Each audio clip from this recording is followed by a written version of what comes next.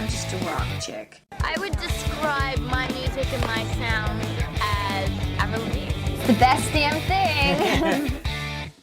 Welcome back to another episode of the Best Damn Avril Lavigne podcast, a facts and trivia-based podcast about Canadian pop singer Avril Lavigne. I'm your host, Andrew DeFrancesco. In this edition of the Best Damn Avril Lavigne podcast, we're going to run through all the interesting facts and bits of trivia about Avril's 7th world tour, the Love Sux Tour, which wrapped up in early May. You can find information about Avril's previous tours in past episodes.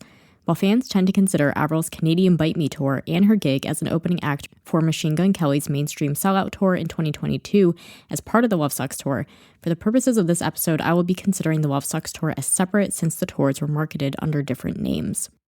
On November 7th, 2022, Avril began the Japan leg of the Love Sux Tour in Yokohama at the Pacifico Yokohama National Convention Hall. The Japan leg concluded on November 14th in Osaka at Intex Osaka. The setlist was the same as the Canadian Bite Me tour, except Love Sux on drums was replaced with her then-new single I'm a Mess, which she performed solo, and Smile was replaced with Hello Kitty from her 2013 self-titled album. For the first show, Avril omitted the bridge of I'm a Mess, but sang it the following night in Tokyo. For the first show in Tokyo, Avril was joined by Matsun to sing Flames in place of Cannonball. She used the same orange and black striped guitar from the Bite Me tour on My Happy Ending.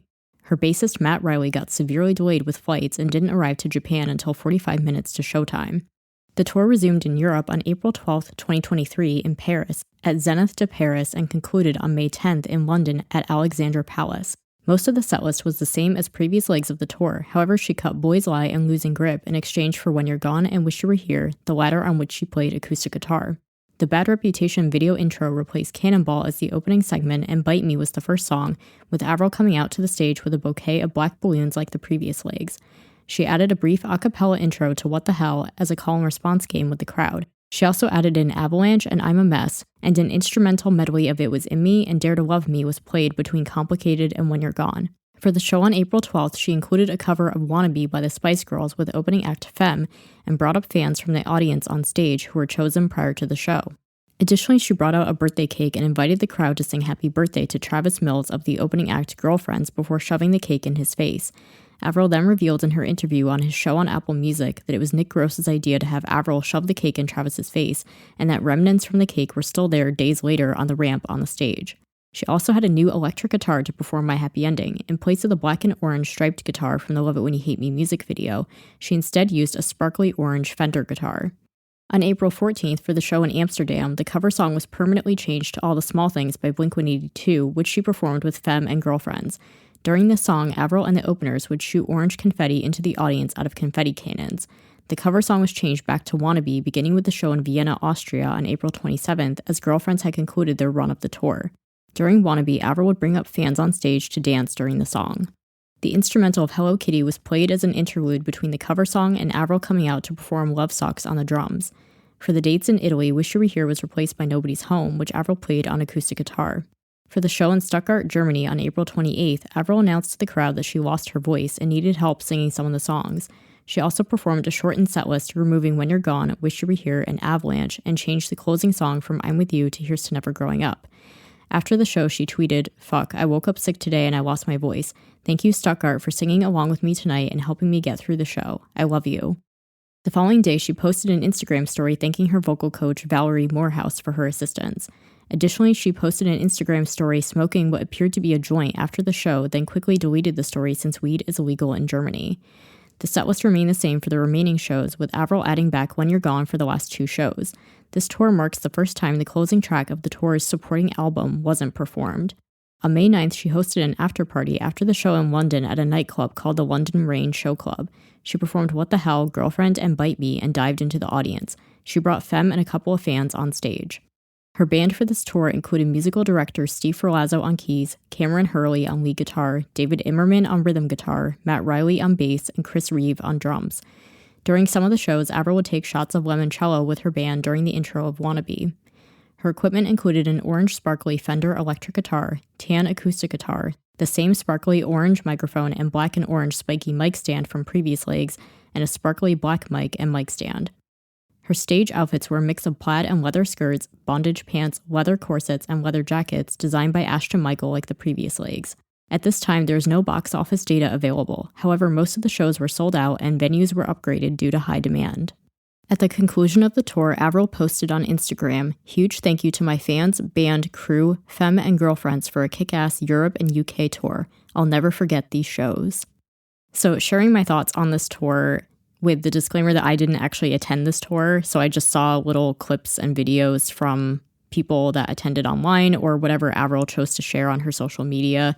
So bearing that in mind, I like that she improved a lot of the production elements. So there were some differences in the production and the staging and the lighting and that kind of thing from the Bite Me tour and even with the Japan leg of the Love Sux Tour. Just kind of amping up the video that would play behind her, like the video element, and having the confetti cannons and just kind of like more stuff going on stage, like all the amps and everything that were on stage with her, just to kind of set the tone and kind of make it feel like a rock show and that kind of thing, just to kind of add some ambiance. So I like that they really upped their game in that aspect.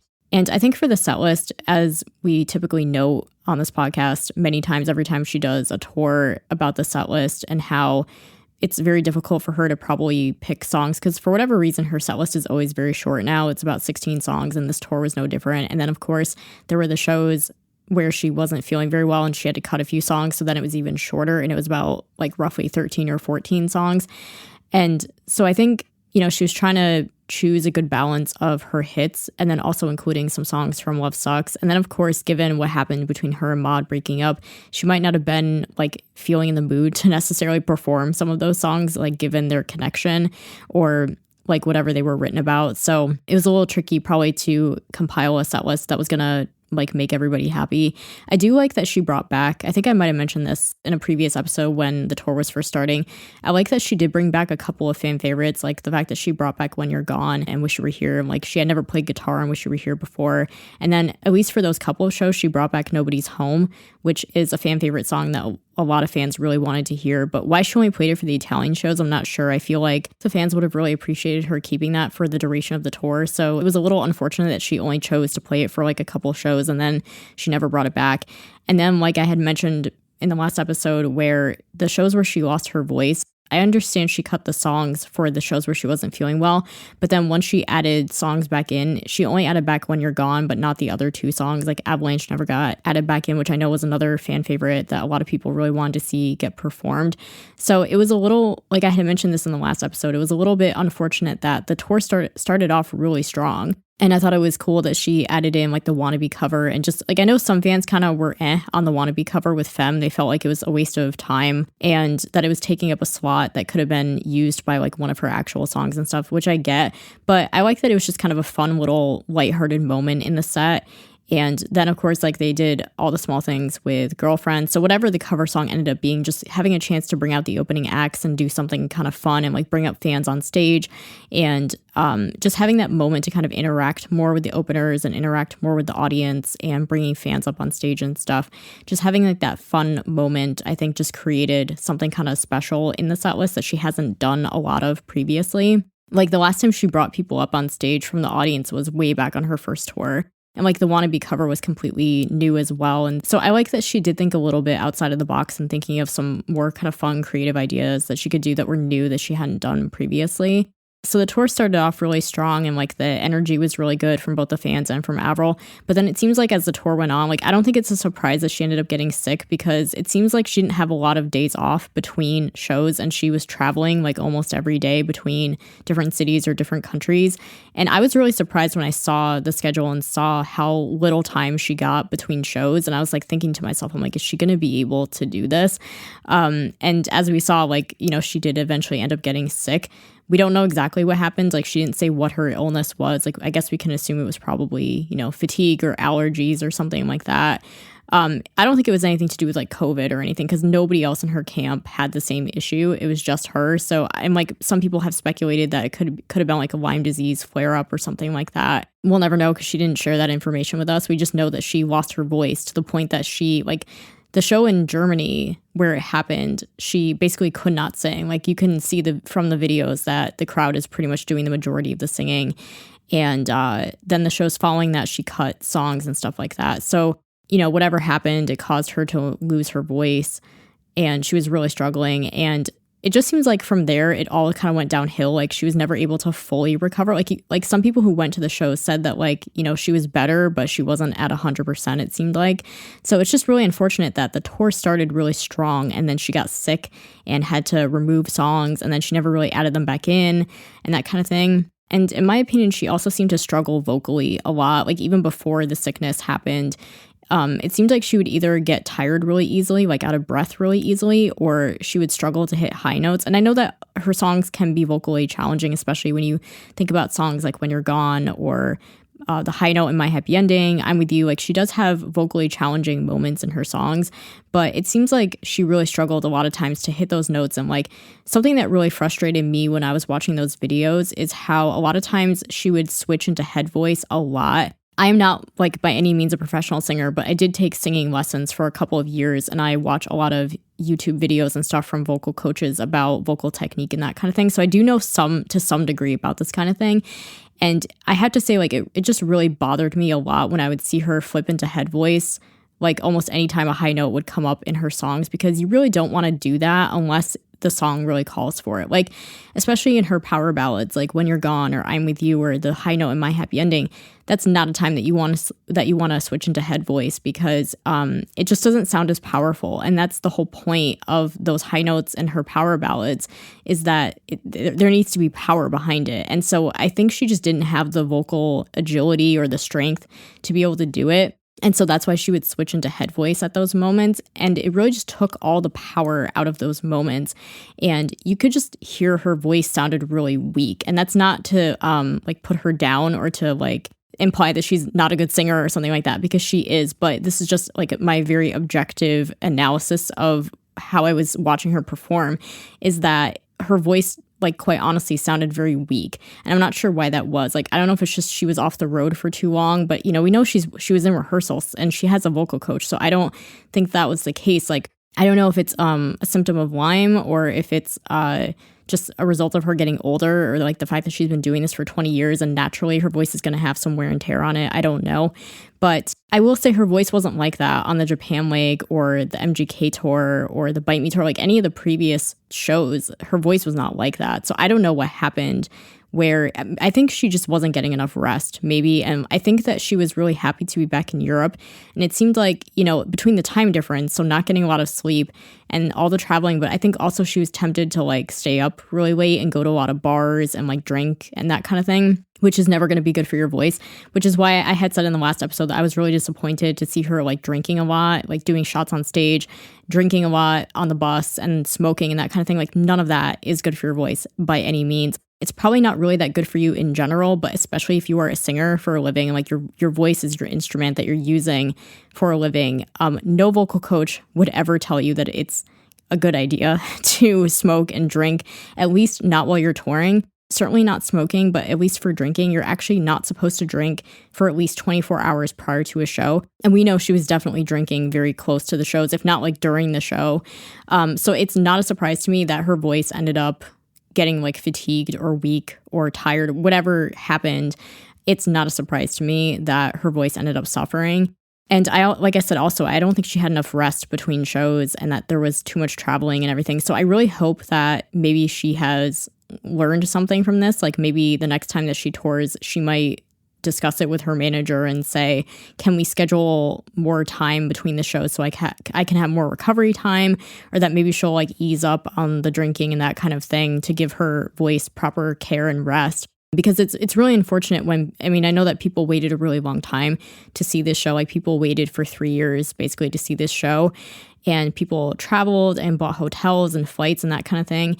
And it's really disappointing for everybody, Avril included, when, you know, shows have to be postponed or canceled, you know, because of illness, or if she has to cut songs out of the set list, or she's just not performing at her best. When things like that happen, and there are things that are so easily preventable, like just taking good care of herself is rather easy to do, and this type of thing could easily be prevented just by taking those kinds of precautions. So I know that she's been doing this for 20 years, and you know, I know she probably knows like what she can do and not do, and what makes her feel bad, what makes her feel good. So I'm not going to try to suggest that I know her better than she does, But I also think that you can be tempted when you've done something for a really long time that maybe you tend to become lax on your like routines and your things that you do. Like she used to talk about like during the Black Star Tour that she would do warm-ups for like 45 minutes, which is a really long time to do a warm-up. So I wouldn't be surprised if maybe over the years that she's just gotten like more lax, or like I said, because she's gotten older, you know, maybe she just doesn't do all the same things that she used to do in order to prepare for shows. Or maybe she kind of thinks like she doesn't need to, or she's just changed up her routine or whatever the case might be. And so I hope that if she, you know, has evaluated what's happened during this tour and thought, oh yeah, I felt terrible, or yeah, like the drinking really affected me, or not having enough rest between shows really affected me. I hope that she just takes inventory of like everything that's happened, and that for the next tour that she will kind of keep all those things in mind and just make sure to take better precautions next time. Because I think that, you know, her, not only she wants to have a good show, but the fans want her to have a good show too. And so that also kind of relates to another point that I was going to make, where she seems to like get tired easily. There were a lot of fan complaints about how she would take a lot of breaks between songs. Like every few songs, she'd be taking a break and going off stage. And it wasn't even like she was doing a costume change or anything like that. That's usually why a singer will go off stage between songs, is to make a costume change. But that didn't appear to be the case. So people were saying that she was taking breaks pretty frequently between songs, like every few songs. It wasn't just like halfway through the show. It was every few songs she'd be going off stage, and it seemed like she was gone for like at least a few minutes, maybe even 5 minutes or something. And I think during that time, her band would just play like extended outros of songs, or they'd have like a video of something going up on screen. But I think a lot of people just felt like, you know, people who were even just casual fans felt like she was gone for a long time, and like just watching her band playing an extended outro for like several minutes wasn't particularly interesting. I think a lot of people are assuming the reason why she was going off stage so much is like, you know, maybe because of the Lyme disease or something, that she just gets tired really easily and needs to go backstage and kind of sit down for a few minutes, grab some water, that kind of thing. I mean, whatever it is that is the case, like why she's doing that is her business. But I think if she's going to do that, like if she, for whatever reason, has to take breaks frequently and they need to be like extended, I think they got to come up with something better than just having her band playing a musical medley on stage, or just having like, I think people complained about how long the video intro for Head Above Water is, where it felt like it just went on for too long. And you know, like you start to kind of lose interest, and you're kind of just like, you're losing your hype for like Avril to come back on stage. And so I think, you know, if that's going to be the case, that she's going to have to take frequent breaks on stage and they have to be like several minutes long, I feel like they need to come up with something more interesting. I know, like, for example, I've mentioned many times that I'm a big Taylor Swift fan. And so I don't mean to like compare them, but I just think it's an example of something that she could do. Like if you've ever watched any clips from Taylor's Eras tour, there's many transitions between the different acts in the show because it's like representing different eras of her career. And so naturally there's transitions between each stage of the production, and she's doing a costume change and that kind of thing. And they came up with like different little things going on stage to kind of hold people's interest and to kind of make it seem like Taylor isn't gone for a very long time. Like they do the costume changes relatively quickly. But I found myself, when I was watching it, I found myself like thinking that these costume changes didn't even take that long, just because of whatever they had going on kind of kept my attention. And it felt like, oh, wow, that was really quick. And examples of that were like things like Taylor reading one of her songs as a poem, or these like visuals going on where it's like she dives into the stage and then you kind of see her, it looks like she's like swimming upstream or something, like these little visual things going on. So I think that, you know, that's something that Avril could take into consideration for her next tour, is like if she's got to take a lot of breaks between songs, to find some like little visual elements. Or what I think would be really interesting is if she played little behind the scenes things from like her music videos, like maybe some never before seen footage or something. If we got to see kind of like the making of, or like little footage clips of her in the studio, or like just kind of goofing around or something. Like I think just having little things like that, like not just her band playing an extended outro for like several minutes, it's like kind of becomes boring after a couple minutes. But I think if she had some fun little things going on, or like if she had the opening acts come out and do the thing with the confetti cannons, and then like sometimes they would also use the cannons to shoot out like t-shirts into the audience, like just if they were able to do something like that just to kind of hold the audience's attention, I think that would be like a little bit better than just playing these extended outros or whatever. I also wanted to share a tidbit that apparently Matt Riley, her bassist, did an Instagram Live where he said that they get a catalog of 30 songs to learn and they have about a week to learn them. So that's just a little insight, because I think people have wondered before about like her band and how do they learn the songs and how many songs do they actually know, and do they have the capability to switch the songs up? Because I think people have wondered, like, maybe is that why Avril doesn't really tend to switch her set list, or why she tends to stick to like the same songs and stuff? Is it because her band doesn't know them? So he said that they get 30 songs.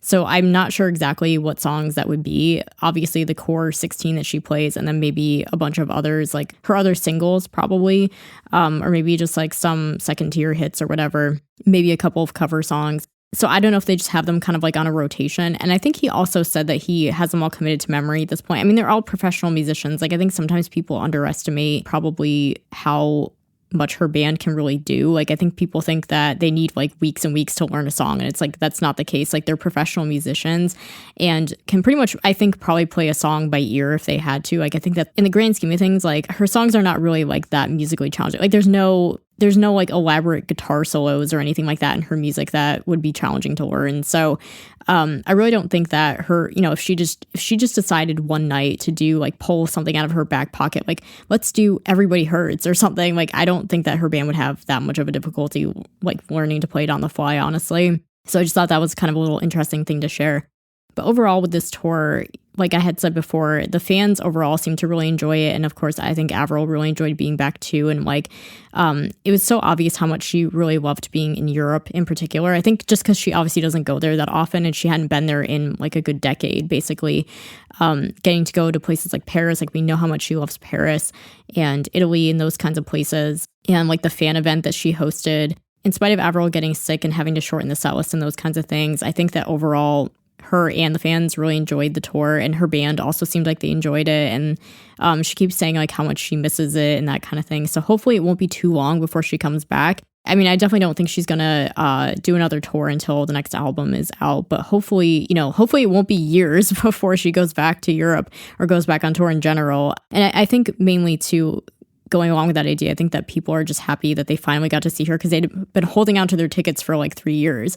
And so the fact that the tour just finally happened to all, I think people are just kind of relieved, like, okay, this happened now. And I think Avril was happy to finally be back as well, and just kind of like get that off of her schedule so that she can kind of move on to the next era now. And I think it says a lot too that like a lot of the venues in Europe were sold out, or they had to be upgraded to bigger venues because the demand was so high. I mean, it makes sense because she hadn't been there in so long. And also since the pandemic and everything, people were just like absolutely clamoring to get to see her again. So I think the fact that she got such a warm welcome and a really nice reception in Europe also probably helped as well, like helped her feel welcome and helped her feel the love from the fans. So, I mean, as always, there's definitely things that could be improved about it. Like we've harped on and on and on many, many times about the set list and how she could probably try to include some more fan favorites.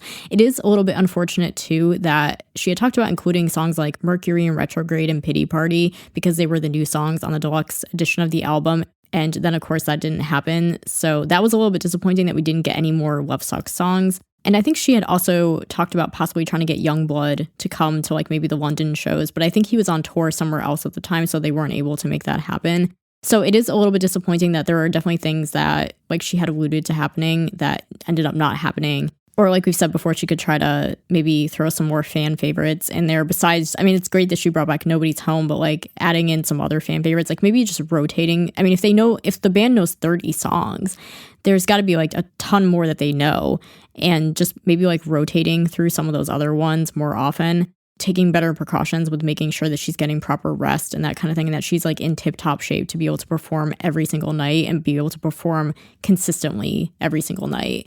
So it'll be really interesting to see for the next tour. Like obviously we don't have the next album yet. So once we have the next album, we might be able to kind of predict a little bit more about what the next tour is going to be like. But it will be interesting to see for the next tour, like if the set list ends up changing at all. Like I really don't think we're going to see any Love Sux songs again. I think that she'll keep Bite Me because it's the main single from the album. But otherwise, I don't think we'll ever see much of the Love Sux album ever again on tour. So it'll be interesting to see going forward. Like I feel like it's just going to kind of be the same thing. I mean, it's been the same thing for a few albums now, where it's going to be mostly her singles and then a few songs from the latest album. So it'll just be kind of interesting to see like what feedback, if any, she takes into consideration for the next tour, if she decides to kind of just do like a massive overhaul and really take the fan feedback into consideration and, you know, just completely revamp the set list and like really add a lot more stuff in, or just pay a lot more like fan service, or if she just kind of tends to keep everything the same, production elements largely the same, the Bad Reputation video intro, the Hello Kitty instrumental, and then like mostly hits with a few of the new songs thrown in. It'll just be really interesting to see kind of what ends up happening for the next tour. But like I said, hopefully we won't have to wait too long for that. Like maybe if she can get a new album out by the end of this year, I could definitely see her going on tour sometime in 2024. And speaking of the next album, as we know, she is still working on that album. And so I will continue to keep all of you updated as she posts updates and studio updates and things like that. I will continue to talk about that here and whatever information we end up finding about the album as it comes. And like I said, hopefully we won't have to wait too long for that. Like maybe by the fall, we might have a new album, maybe a single in the summer, who knows. In the meantime, otherwise, I'm going to look through my, like I had said before, I'm going to look through my episode ideas and see what might be fun to do while we're waiting for new music. And of course, I'm also open to suggestions as well. So you can leave suggestions for me on my Instagram page at bestdamnavrilpod, or you can also send me an email at bestdamnavrilpod@yahoo.com. Because as I've always said, this is a podcast by Avril fans for Avril fans. So any suggestions that you have on episodes that you'd like to see, maybe questions that you have about stuff related to Avril that you would like me to answer, things you've always wondered about, whatever it might be, your suggestions and ideas and opinions are more than welcome. And before we conclude this episode, I just want to say that if you went to the Love Sux Tour, I hope that you had an amazing time. Like I had said before, like I had kind of said this before, and then once I saw people echo my thoughts, I was like, I felt very vindicated because I'm like, yes, I told you all. Getting to see Avril live, there is no feeling like it. Like no matter what you end up thinking about the set list, like some people said they went into it kind of not expecting a lot, or they were like kind of almost expecting to be disappointed or whatever, and then they came away just feeling like super glad that they went and it was the best night of their whole life and everything. And some people even got to meet her after the shows and stuff. It's like I had said, I told everybody, I said, no matter what you end up thinking going into the show, or like, you know, you're disappointed with the short set list or what song she played or didn't play, she didn't hit this note, whatever, you're not going to think about it when you're there, and it's going to be the most amazing time of your life. And especially if you got to meet her and everything, I just knew it was going to be a night that you would never forget. And so I'm super just happy to see that that was the case for a lot of people. And I hope that if you went, that you had an amazing time, and that if unfortunately you didn't get to see her this time around, that you will hopefully be able to see her the next time. So with that, we conclude this edition of the Best Damn Avril Lavigne podcast. Be sure to subscribe on your preferred podcast platform so you can get new episodes directly in your feed. And please don't forget to take a minute to leave a rating or review to help more fans find the show. We're currently streaming on Apple Podcasts, Spotify, Google, Amazon Music, and Audible. And I'll see you again next time on the Best Damn Avril Lavigne podcast. The Best Damn Avril Lavigne podcast is hosted, produced, and edited by Andrea DiFrancesco. Theme music is HD and Lights by J. Powell Flicks. Follow the latest podcast news on Instagram at bestdamnavrilpod or email bestdamnavrilpod@yahoo.com.